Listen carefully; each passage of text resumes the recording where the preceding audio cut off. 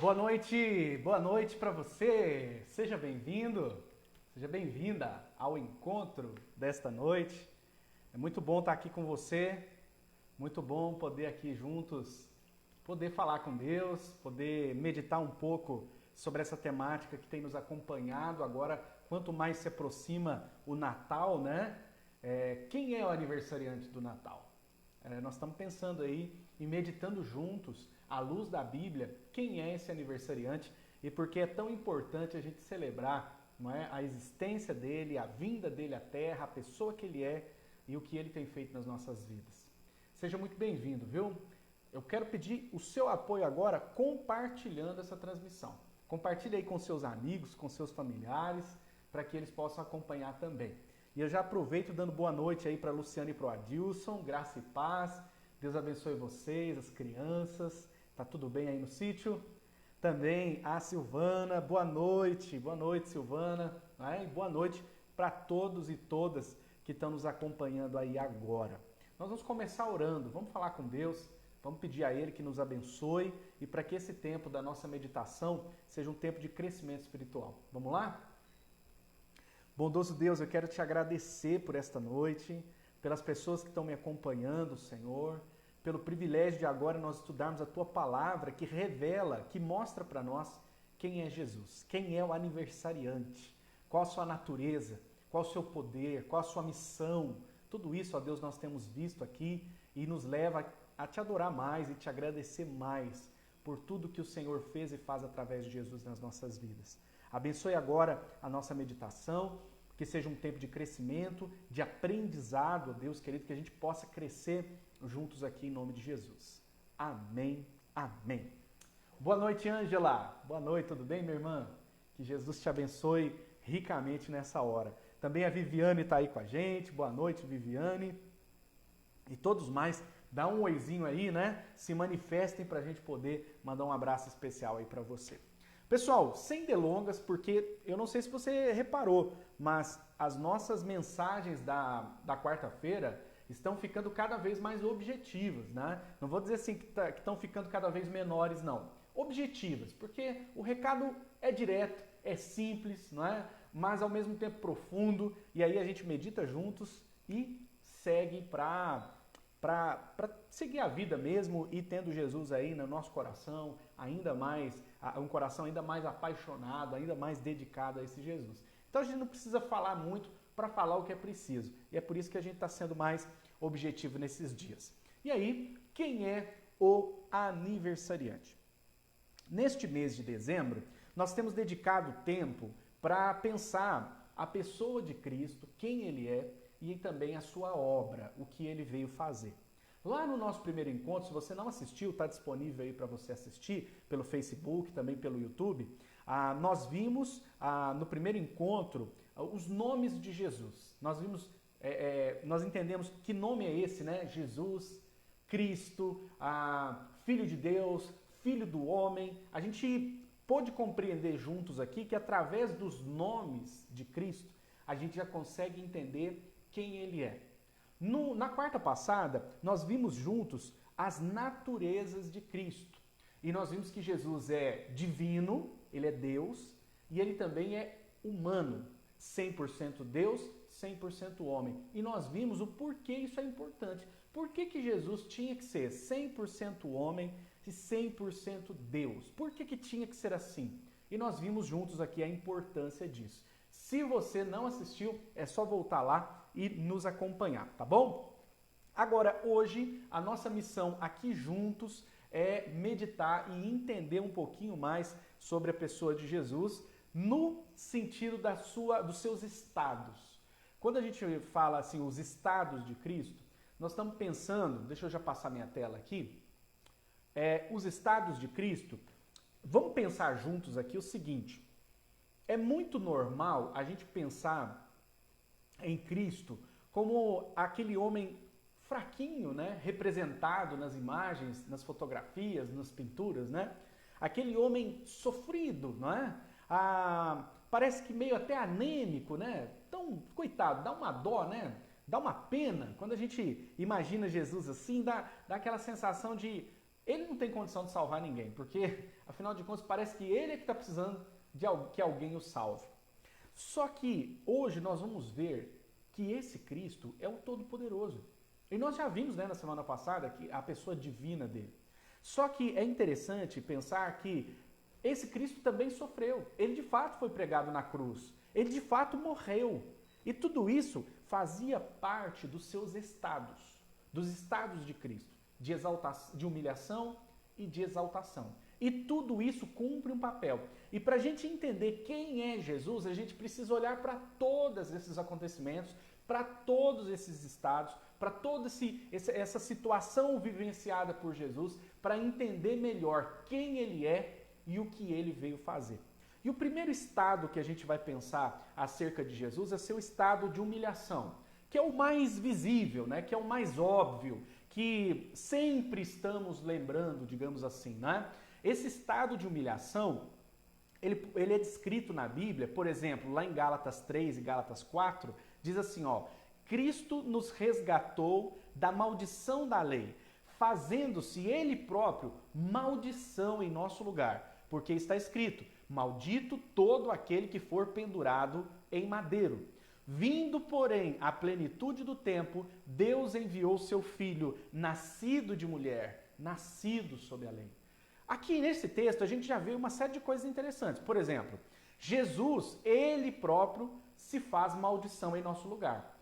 Perceba que esse Deus todo-poderoso, esse Deus majestoso, que é dono do universo, que criou todas as coisas, ele se sujeita a ser maldição no nosso lugar, ou seja, ser pendurado na cruz no nosso lugar. E diz o texto que esse Jesus é nascido de mulher, nascido sob a lei. Então esse Deus tão grande se faz aqui tão pequeno, nós chamamos isso de estado de humilhação. Tem outro texto em Filipenses 2 que diz assim, ó, pois ele, Jesus, subsistindo em forma de Deus, não julgou com usurpação o ser igual a Deus.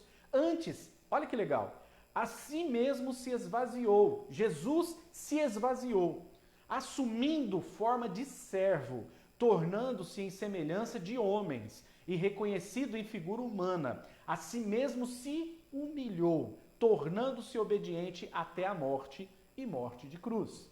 Esse texto aqui, para mim, assim, ele é o mais completo, resumido e completo em descrever o estado de humilhação de Jesus. Mesmo sendo ele Deus, o majestoso, o grande, ele se apequena, ele se esvazia, ele se humilha, vindo à terra.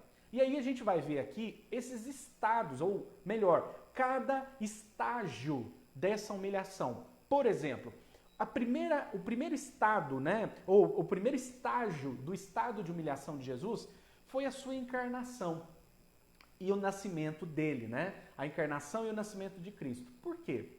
Porque quando Jesus assume forma humana, ele, que é o Criador, está se limitando e se sujeitando a viver realidade de criatura. Quando Jesus nasce da Virgem Maria, Jesus nasce sujeito a todos os problemas deste mundo.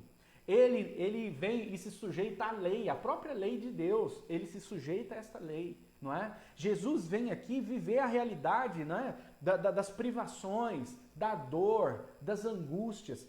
Tudo isso o Deus Criador se apequenou e veio aqui viver. Óbvio, com um propósito, com uma missão. Então, o primeiro estágio do estado de humilhação de Jesus é a sua própria encarnação.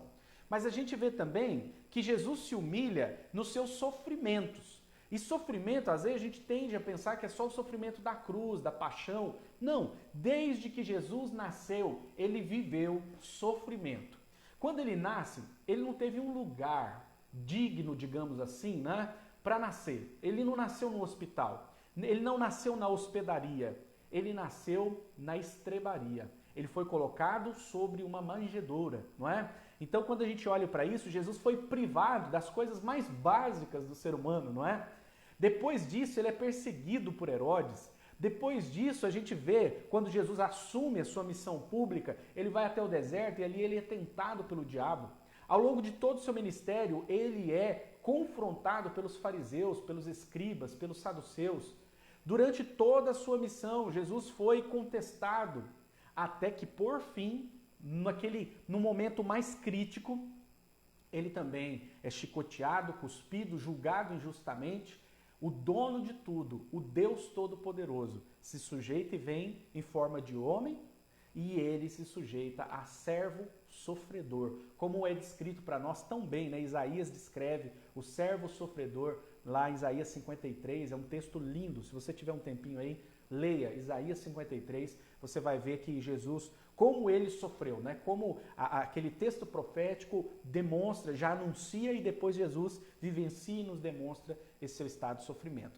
A gente vê também no estado de humilhação de Cristo a sua morte. A morte. Por quê? Porque, pensa, o Deus, o único Deus vivo e verdadeiro, que dá a vida, que gera vida, aquele que soprou em nós o fôlego da vida, agora se sujeita a um estado de morte. Ele é condenado por um tribunal humano, pelos romanos, e ele também é condenado no próprio tribunal de Deus, porque Deus Pai entrega seu Filho para que ele sofresse como réu, como culpado em nosso lugar. Então, esse estado de humilhação de Jesus o coloca num tribunal extremamente severo, e ali sobre Jesus o peso do pecado de todos nós é derramado, o cálice da ira de Deus é derramado sobre a pessoa de Jesus. E por fim, do seu estado de humilhação, nós vemos o sepultamento de Cristo. Veio do pó e ao pó torna, mesmo não tendo ele nenhum pecado, mesmo Cristo sendo Deus Todo-Poderoso, ele se sujeita ao estado último de humilhação da humanidade, que é a morte. Ele é sepultado. Ali ele é colocado numa situação chamada, né, a descida dele ao Hades, que na teologia reformada, esse entendimento nosso de que Cristo vai até, ele desce ao Hades, é o entendimento de que ele sofre toda a angústia infernal. Jesus sofre todas as consequências de inferno. O peso que estava sobre Jesus quando ele morre, o cálice da ira de Deus e o estado de morte de Jesus, o seu sepultamento, é a vivência na pele de toda a condenação do inferno. Por isso a Bíblia fala que aquele que está em Cristo Jesus, ele já passou da morte para a vida, ele não vai ser julgado. Por quê? Porque nós já fomos julgados em Cristo Jesus, fomos condenados e já pagamos lá no tribunal de Deus toda a dívida do pecado. Mas nós, pastor, sim, nós que estávamos ali representados em Jesus Cristo. Por isso, quem tem o Filho tem a vida. Por isso que aquele que crê no Senhor Jesus não perece, mas vive eternamente. Não é? Então esses são os estágios do estado de sofrimento de Jesus, de humilhação dele. Aí sim, quando a gente olha para aquela cena, né, Jesus magrinho ali, pregado naquela cruz, se bem que é tudo muito caricato, né? É uma invenção humana aquela cena necessariamente. Mas aqui a gente imagina de fato o Cristo como um homem frágil, Cristo como um homem sofredor, Cristo como um homem sujeito à mão pesada da ira de Deus, do Deus Santo, não é? Agora, é esse próximo estágio ou estado que às vezes a gente despreza. Sabe por quê? Porque é até simples pensar que o Natal é o aniversário daquela pequena criança que nasceu em Belém. Mas é muito mais que isso. Porque a gente tem o estado que a gente chama de exaltação de Cristo. Olha o que diz Filipenses 2 a partir do 9. Lembra? Filipenses 2 diz para nós que Jesus se esvaziou, se humilhou, se sujeitou. Mas veja, a continuidade do texto diz assim: pelo que também Deus o exaltou sobremaneira e lhe deu um nome que está acima de todo nome, para que ao nome de Jesus se dobre todo o joelho, nos céus, na terra e debaixo da terra, e toda língua confesse que Jesus Cristo é o Senhor, para a glória de Deus Pai. Esse mesmo Cristo que foi humilhado, esse mesmo Cristo que viveu esses estágios do seu estado de humilhação, agora vai viver o estado de exaltação. E diz esse texto para nós que o próprio Pai, Deus Pai, o exalta sobremaneira. O nome de Jesus é um nome que está acima de todo nome, para que diante dele todo joelho se dobre. Onde? no céu, na terra, debaixo da terra. E toda língua confesse que Jesus é Deus, que Jesus é o Senhor. E aqui a gente tem um estado de exaltação. E ele se mostra em alguns estágios também muito interessantes. O primeiro deles, e é o inaugural, que é quando tudo começa, que é a ressurreição de Cristo. Até a morte, Jesus está no seu estado de humilhação. Mas a partir da ressurreição, Jesus agora inaugura o seu estado de exaltação. Porque diz o texto que Jesus, ao terceiro dia, ressuscita dos mortos. E ali, esse ressuscitar, ele tem coisas muito profundas ali envolvidas. Por exemplo, quando Jesus ressuscita, é a prova clara de que Deus aceitou o sacrifício perfeito de Jesus.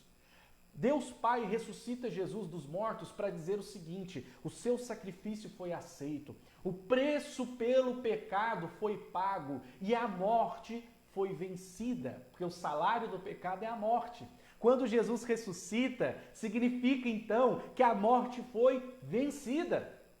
E aí a gente tem em Cristo o sacrifício perfeito, e ali começa a sua exaltação, porque fica claro para nós, e o texto diz que Jesus passa então a ser a primícia dos que dormem, ou seja, o primeiro a ressuscitar de todos aqueles que serão ressuscitados após ele.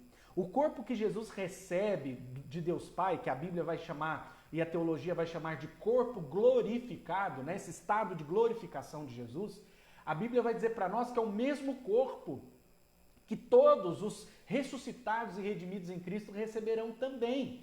Que é um corpo agora não mais contaminado pelo pecado, é um corpo agora não mais sujeito à morte, é um corpo que não sofre, ele não está mais debaixo da condenação da morte. A morte foi vencida em Cristo Jesus, não é? Então, o primeiro estágio desse estado de exaltação que a gente percebe é a ressurreição de Cristo. Jesus é ressuscitado pelo Pai e nessa ressurreição Jesus, ali fica-nos claro, né, que o seu sacrifício foi aceito, que o seu sacrifício foi recebido, que ele agora é a humanidade inaugurada, essa humanidade redimida, essa humanidade restaurada. O segundo estágio desse estado de exaltação de Jesus é a própria ascensão de Cristo. Cristo, depois de dias com seus discípulos, diz o texto sagrado, isso lá no início do livro de Atos, que Jesus foi assunto aos céus. Houve a ascensão de Jesus. Jesus foi ao céu em forma corpórea, diante dos olhos dos seus discípulos e de uma multidão que o acompanhava. Jesus sobe aos céus e ele é recebido por Deus Pai. Ali na sua ascensão, o que está acontecendo é que o sumo sacerdote, o mediador perfeito, que é o nosso Cristo, agora ele está sendo recebido pelo Pai para o seu papel eterno de mediador. Agora Jesus está diante de Deus Pai, intercedendo por nós. Então veja, esse Cristo, agora ele é ressuscitado, ele recebe um corpo glorificado, agora ele inaugura uma nova humanidade, a humanidade restaurada. Ele é recebido por Deus Pai nos céus, onde ele intercede por nós, onde ele está mediando a nosso favor. Também, nesse estágio do estado de exaltação, nós vemos que Cristo, quando chega à presença do Pai, ele é entronizado, né? A entronização de Cristo à mão direita de Deus.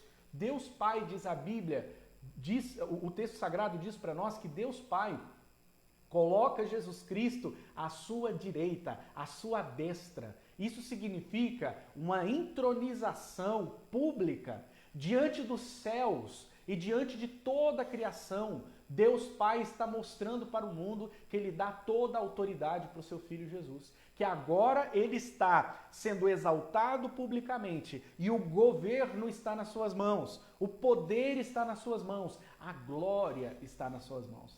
Quando Deus Pai dá assento à direita para Cristo Jesus, significa que a partir daquele momento, Cristo assume as rédeas do governo da história. É o cumprimento de todas as profecias, quando já dizia que o domínio, o governo está em suas mãos. Esse rei vem governar da linhagem de Davi e agora dos céus, do seu trono, ele governa todas as coisas. E por fim, nesses estágios do estado de exaltação, Por fim, Jesus será exaltado na sua volta física, na sua volta clara, onde todos os olhos verão, onde todos poderão ver Cristo Jesus surgindo entre as nuvens e agora surgindo não mais como o Salvador, não mais como servo sofredor, não mais no estado de humilhação, mas no estado de plena exaltação, em que ele irá julgar todas as coisas. Ele julgará os vivos e os mortos. Então, diz esse texto que a partir desse momento do seu retorno, ele assume a toga de juiz e ele julga com justiça e com equidade todas as coisas.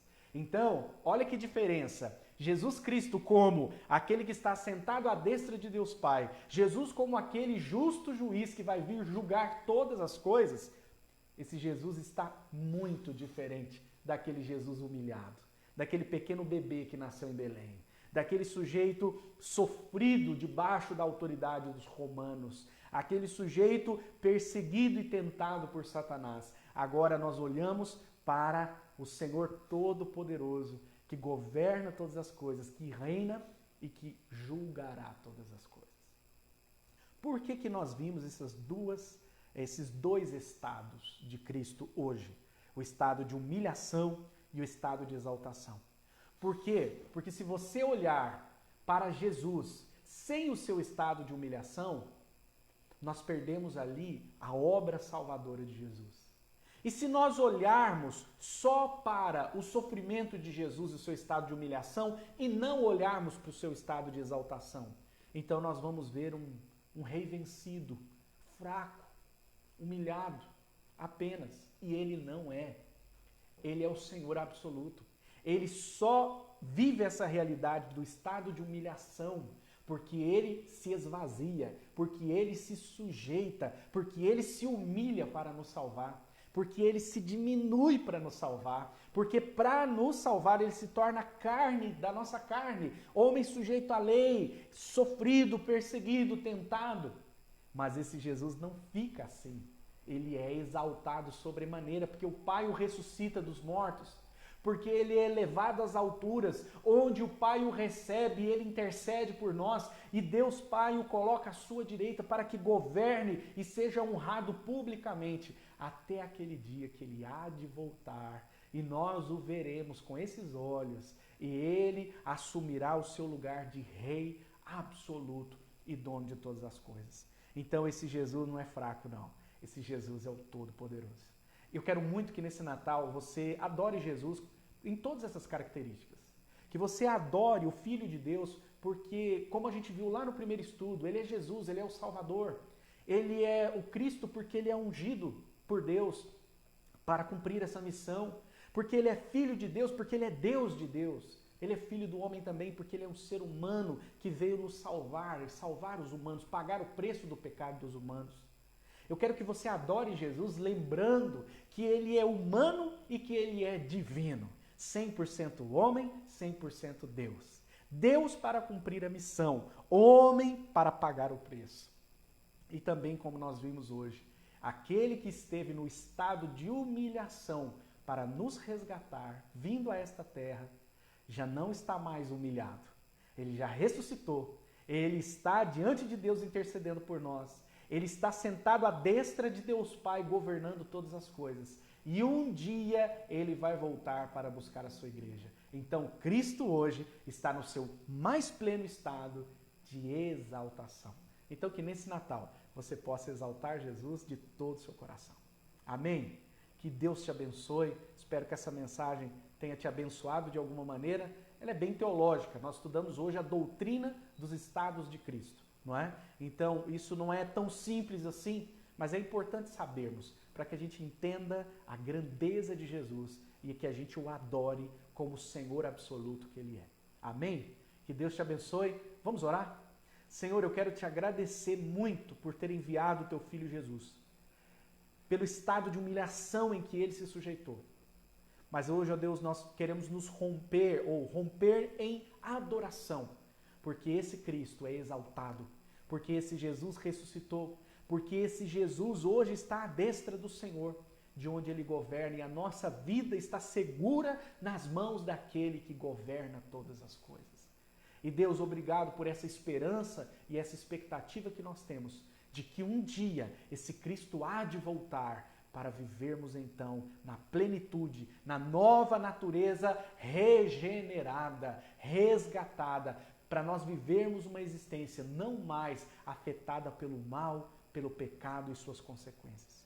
Nos mantenha, Senhor, firme, persevere por nós e nos faça chegar vitoriosos até aquele dia, para nós termos o privilégio de ver Jesus face a face. E é no nome dele, Senhor, que eu oro e que eu abençoo a vida de cada pessoa que me acompanha. Que a graça do Cristo exaltado, que o amor de Deus Pai e que a alegria do Espírito Santo esteja sobre nós, hoje e pelos séculos dos séculos. Amém. Amém e amém. Eu agradeço as pessoas que nos acompanharam aqui. Chegou também o Almir. Ô Almir, Deus te abençoe. Ele diz, boa noite, pastor Anderson, na paz do Senhor. Que Deus abençoe ricamente, homem de Deus, gosto muito. Deus abençoe, meu querido. Um abraço aí para os nossos conterrâneos, hein? Que Deus abençoe ricamente a igreja aí do Barreiro e também que Deus abençoe a nossa amada Igreja Presbiteriana Betel, Rio Paranaíba. Tá com a gente também o Vitor Emanuel. Deus abençoe, Vitor, em nome de Jesus, viu? Que bom que você está aprendendo mais a palavra. É isso aí, é o nosso objetivo. A Cirlei também chegou aí, disse amém, amém, glória a Jesus, né? A Sueli, graça e paz, peço oração pela vida dos jovens, amém. Que Deus abençoe os nossos jovens, né, Sueli? Que precisam muito conhecer esse Jesus exaltado. E a Nilva também, que está com a gente, disse emocionante, amém, glória a Deus. Deus abençoe você, Nilva, seja muito bem-vinda sempre aqui no nosso meio. Que Deus abençoe cada um de nós, a Lu, minha esposa, que Jesus seja exaltado, amém. Deus abençoe e até domingo, lembrando, domingo, 10 horas da manhã, nós temos o culto infantil e depois, às 19 horas, o culto com toda a igreja, presencial aqui na igreja e também transmissão ao vivo aqui pela nossa página do Facebook. Que Jesus te abençoe e até domingo.